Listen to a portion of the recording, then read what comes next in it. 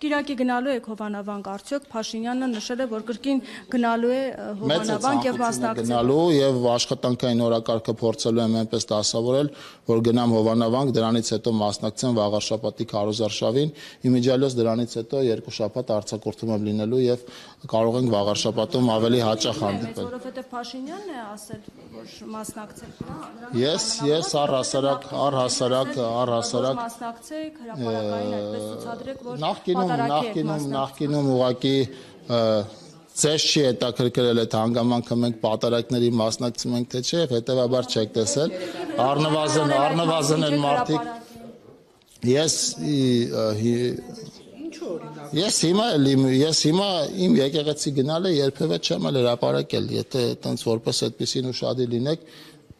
եթե ընտանեկան ինչ-որ առիթով եկեղեցի չեմ գնացել, չեմ հրապարակել, բայց շատ հաճախ ինձ կարելի է տեսնել Հայաստանի տարբեր եկեղեցիներում։ Թիվը որ քիչ էր, սա արդյոք ցուցիչ է, որ կաթողիկոսի դեմ պայքարում միայնակ եք մնացել։